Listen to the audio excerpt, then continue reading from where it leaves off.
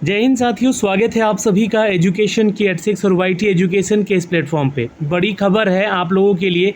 जो छात्र इस बार बीएड एंट्रेंस एग्ज़ाम 2024 का परीक्षा दिए थे, उनका रिज़ल्ट घोषित कर दिया गया है कल 8 जुलाई को। और इसके बारे में जानकारी आपको कल भी मिल चुकी होगी।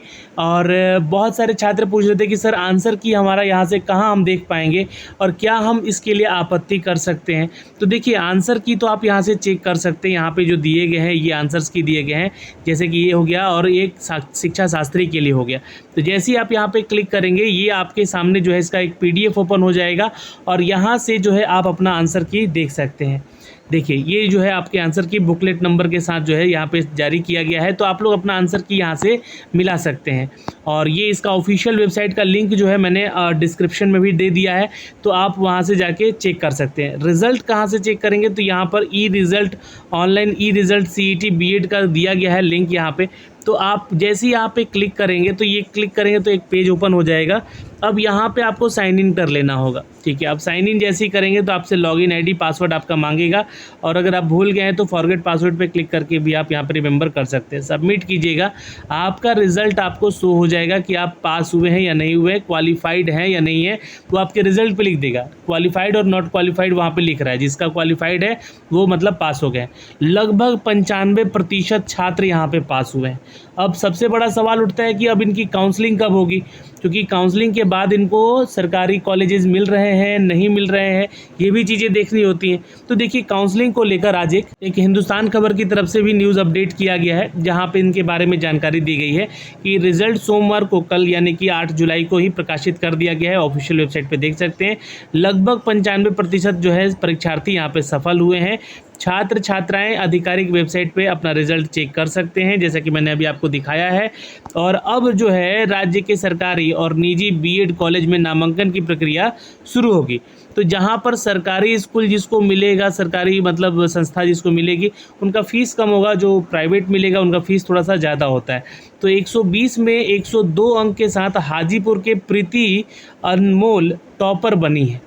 तो 102 अंक के साथ लाकर, और हाजीपुर की रहने वाली है, ये टॉपर बनी है इस बार।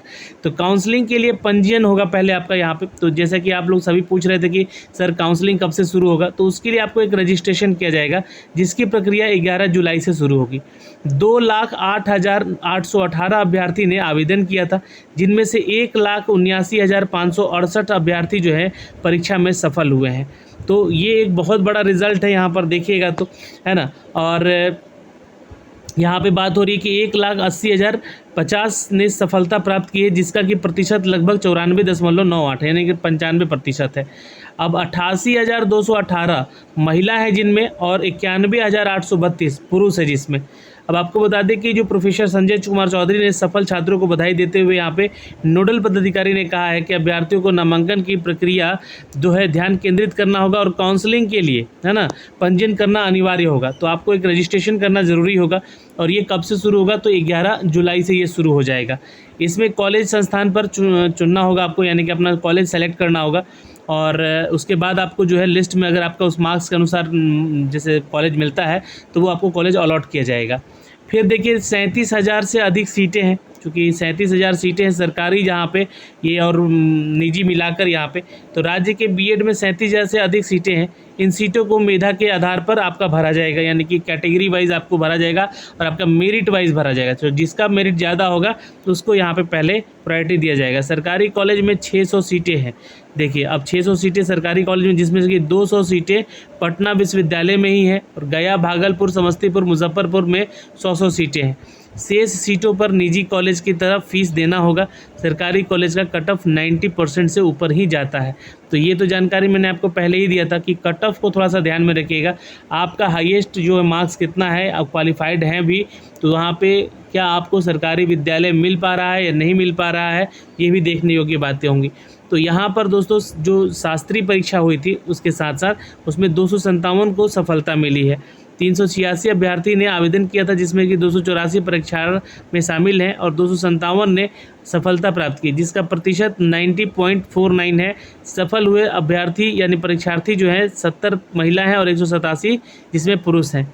शिक्षा शास्त्री में कुल पूर्णांक 120 का होता है, जिसमें कि 85 अंक के साथ रामानुज राज जो है यहाँ पर प्रथम स्थान पर प्राप्त किए हैं। और अभ्यर्थियों को नामांकन की प्रक्रिया में पार्टिसिपेट करने में अगर कोई परेशानी होती है तो देखिए आप लोग के लिए हेल्पलाइन नंबर दिया गया है एक यहाँ पर, और एक ईमेल आईडी दिया गया है।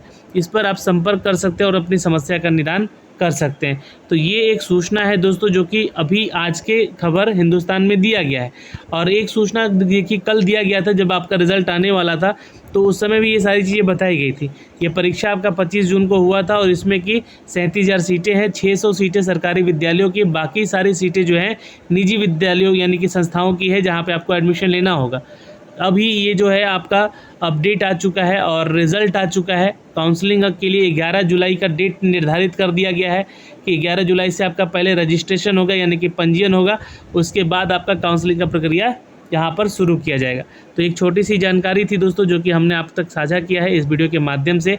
हाईएस्ट मार्क्स 102 है जो कि यहाँ पर अंक लाकर जो है हाजीपुर की प्रीति अनमोल ने यहाँ पे अव्वल हासिल किया है।